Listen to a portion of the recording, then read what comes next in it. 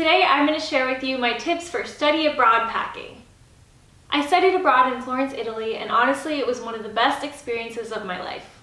I know that it might be a little bit scary to start packing, but I promise you it's going to be amazing and it will be all worth it. Also, just so you know, I've included a list in the description below so you'll be able to find these items easily. Remember, it's better to pack light. This will be cheaper and easier for you, and you'll need room for all your souvenirs that you bring back from your trip. If you really need something and you forget it, you can always buy it over there. A large backpack to take on weekend travel. I got mine at REI. You're going to want to take cheap flights over the weekends on budget airlines such as Ryanair and EasyJet. These companies are really cheap as long as you don't check a bag, so you're going to want your backpack to be small enough that you can use as a carry-on. Make sure the size is under the carry-on size for these airlines. Ryanair's size, for example, is 55 centimeters by 40 centimeters by 20 centimeters, so I'll put that down in the description as well below, but this is the kind of thing you're going to want to think about. Also, I would recommend not bringing a rolly backpack or a rolly suitcase because often you'll be on areas with cobblestone streets, and so it'll be difficult to roll this over those cobblestones for long periods of time, and so it's easier just to put on your backpack and walk. Comfortable shoes. You're going to need some comfy shoes because you're going to be doing a lot of walking. When I was abroad, I walked over a mile a day just to school and around town, and then on the weekends during weekend travel up to 10 miles a day. So bring some shoes that you find comfortable, whatever that may mean for you. You're going to need some travel-sized bottles for toiletries. You'll need these to put in your carry-on these budget airlines to avoid checking a bag. You're going to need some casual shoes such as flip-flops to wear in those yucky hostel showers. A microfiber towel. This small towel can be folded up and put in your bag, and it can also double as a blanket at a hostel. Also at hostels, you'll have the option of renting a towel for a small deposit. You're going to need a sleep mask, neck pillow, and earplugs. This is great for traveling on a plane or train, and sometimes in hostels, you'll have a stranger in your room that keeps the lights on all night, so this is great for those situations. A purse that crosses in front of your body. This way you can keep your belongings in front of you and away from pesky pickpocketers. Extra copies of your passport in every bag. You might wind up in a sticky situation with your passport stolen, and this will make things easier for you. For clothes, you're going to want to pack basic pieces that can be mixed and matched so that you can use them in different situations. You're not going to have a lot of room for clothes, so maybe something that can double as a fancy shirt or something more casual depending on what you wear it with. If you're a scarf person, you can bring a couple different scarves to diversify your outfit so it doesn't look like you're always wearing the same thing, or you can buy them there.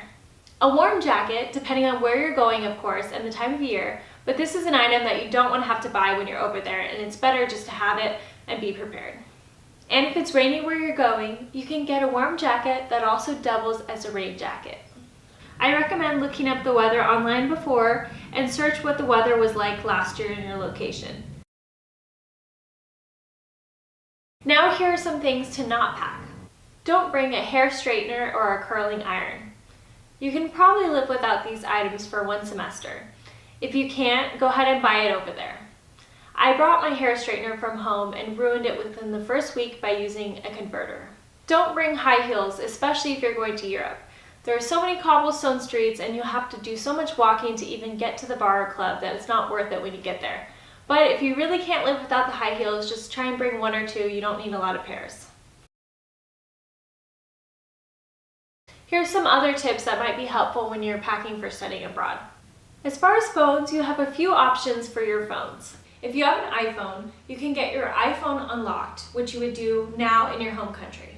This means that when you get to the country, you would get a new SIM card over there with a local carrier. This would be if you want to use your iPhone data. Or you can buy a cheap phone over there, temporarily cancel your data, and put your phone on airplane mode so that you only use your phone when it's on Wi-Fi, and this avoids roaming charges.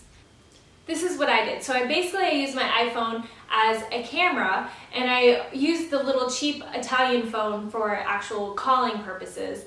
And this way I could also leave my iPhone at home if I thought it was particularly a place where there are a lot of pickpockets and I didn't need it, for instance, the club. You might be laughing when I say the club is a place for pickpockets, but it really is, because everybody is close to each other, and so when people are bumping up into you, you don't really know if they're stealing your stuff or what, and that is also what happens on the metro. Then what I would do is I would use Viber or WhatsApp to do free international phone calls and text home over the app instead of paying for an international plan. It is okay to bring your smartphone. You're just gonna have to use your common sense and be very careful in your surroundings. You might be a little bit confused between adapters and converters. Adapters change the shape of the plug, while converters change the voltage. For most products, such as camera and Apple products, you'll just need the adapter. This is something that you plug into the wall that connects to your own electronic device.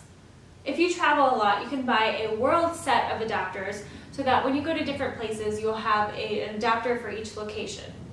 For certain products, you may need a converter. For me, that was my hair straightener, which I ended up blowing up the first week I got there, and my electric toothbrush, which I couldn't even figure out how to use. So I would recommend leaving these products at home if you can and just focusing on the adapters. As far as credit cards, be sure to check with your bank what the fee will be when you spend money abroad. You also might want to notify your bank that you're going to be abroad so that it doesn't raise any questions. As far as medication, you're going to need to get your doctor's permission for 4 months of medication, or however long you're going to be there, before you go. Pack these on your carry-on in case anything happens to it. You also might want to pack some basic medications such as Tylenol and allergy pills while you can here in your home country, because when you get there, everything might be in a foreign language and it could be confusing, so you want to just be prepared. Also remember that most people get sick at least one time when they study abroad, so it's best to have these medicines beforehand. Good luck packing. I hope this video was helpful to you. If so, please give it a thumbs up and subscribe for more travel videos. By the way, if you have any questions, please comment them below and I will answer them. I hope you have an amazing time abroad.